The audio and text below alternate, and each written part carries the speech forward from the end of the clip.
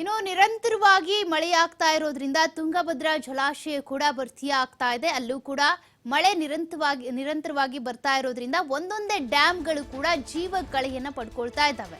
ಇಲ್ಲಿವರೆಗೂ ಕೂಡ ಮುಂಗಾರು ಮಳೆ ಲೇಟ್ ಆಗಿನೇ ಶುರುವಾಗಿರುವಂತದ್ದು, ಮಾನ್ಸೂನ್ ಶುರುವಾಗಿರುವಂತದ್ದು. ಅದರ ಮಧ್ಯದಲ್ಲಿ ಹೆಚ್ಚಾಗಿ ಜನರು ಮಳೆ ಆಗ್ತಾ ಇರುವಂತ ಆತಂಕದಲ್ಲಿದ್ದು, ಆದ್ರೀಗ ಜುಲೈನಿಂದ ಹೆಚ್ಚಾಗಿ ಮಳೆ ಆಗ್ತಾ ಇರುವಂತದ್ದು. ಮಲೆನಾಡು ಭಾಗದಲ್ಲೂ ಕೂಡ ಹೆಚ್ಚು ಮಳೆ ಆಗ್ತಾ ಇರೋದ್ರಿಂದ ಯಾವುದೇ ಕ್ಷಣದಲ್ಲಿ ಈಗ ನದಿಗೆ ನೀರು ಬಿಡುವಂತ ಸಾಧ್ಯತೆ ಇದೆ. ಅಂದ್ರೆ ತುಂಗಭದ್ರಾ ಜಲಾಶಯ ಬಹುತೇಕ ಭರ್ತಿ ಆಗ್ತಾ ಇದೆ. ಹಾಗಾಗಿ ಯಾವುದೇ ಕ್ಷಣದಲ್ಲೂ ಕೂಡ ಮಲೆನಾಡು ಭಾಗದಲ್ಲಿ ಅಂದ್ರೆ ತುಂಗಭದ್ರಾ ಡ್ಯಾಮ್ನಿಂದ ನೀರನ್ನ ರಿಲೀಸ್ ಮಾಡಬಹುದು. ಈಗಾಗಲೇ KRS ಡ್ಯಾಮ್ನಿಂದ ಹೇಗೆ ರಿಲೀಸ್ ಮಾಡಿದ್ರು ಅದೇ ರೀತಿಯಾಗಿ ಜಲಾಶಯಕ್ಕೆ 1 ಲಕ್ಷಕ್ಕೂ ಹೆಚ್ಚು ಕ್ಯೂಸೆಕ್ ಒಳಹರಿವು ಕಂಡು ಬಂದಿದೆಯಂತೆ. ನದಿ ಪಾತ್ರದ ಜನರು ಎಚ್ಚರಿಕೆಯಿಂದ ಇರಬೇಕು ಅಂತ ಈಗಾಗಲೇ ಸೂಚನೆ ಕೂಡ ಕೊಡಲಾಗಿದೆ. ಡ್ಯಾಮ್ನ ಕ್ರಸ್ಟ್ ಗೇಟ್ಗಳನ್ನ ಯಾವುದೇ ಕ್ಷಣದಲ್ಲಿ ಕೂಡ ತೆರೆಯುವಂತ ಸಾಧ್ಯತೆ ಇದೆ.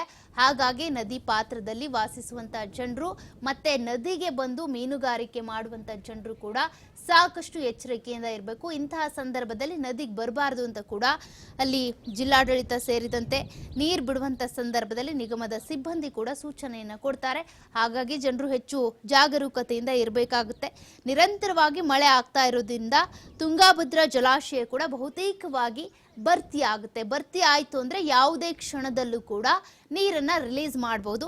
ಹಾಗಾಗಿ ಜನರು ಎಚ್ಚರಿಕೆಯನ್ನ ವಹಿಸಬೇಕಾಗುತ್ತೆ. ಈಗಾಗಲೇ ರಾಜ್ಯದಾದ್ಯಂತ ಅನೇಕ ಜಿಲ್ಲೆಗಳಲ್ಲಿ, ಕೆಲ ಜಿಲ್ಲೆಗಳನ್ನ ಬಿಟ್ರೆ ಅಂದ್ರೆ ಮಳೆ ಆಗ್ತಾ ಇಲ್ಲ ಅನ್ನೋದು ಬಿಟ್ರೆ ಸಾಕಷ್ಟು ಜಿಲ್ಲೆಗಳಲ್ಲಿ ಈಗಾಗಲೇ ನಿರಂತರವಾಗಿ ಮಳೆ ಆಗ್ತಾ ಇದೆ. ಅವಾಂತರಗಳು ಕೂಡ ಸೃಷ್ಟಿಯಾಗಿದೆ. ನದಿ, ಕೆರೆ, ಕೊಳ್ಳಗಳು ಕೂಡ ತುಂಬಿ ಹರಿತಾ ಇದ್ದಾವೆ. ಜೊತೆಗೆ ತುಂಗಭದ್ರಾ ಜಲಾಶಯದ ದೃಶ್ಯವನ್ನ ಕೂಡ ನೀವು ನೋಡ್ತಾ ಇದ್ದೀರಾ. ಇನ್ನೇನು ಭರ್ತಿ ಆಗಬಹುದು. ಹಾಗಾಗಿ ಇದೇ ರೀತಿ ಮಳೆ ಮುಂದುವರಿತು ಅಂದ್ರೆ ಜನರು ಕೂಡ ಎಚ್ಚರಿಕೆಯನ್ನು ವಹಿಸಬೇಕಾಗುತ್ತೆ.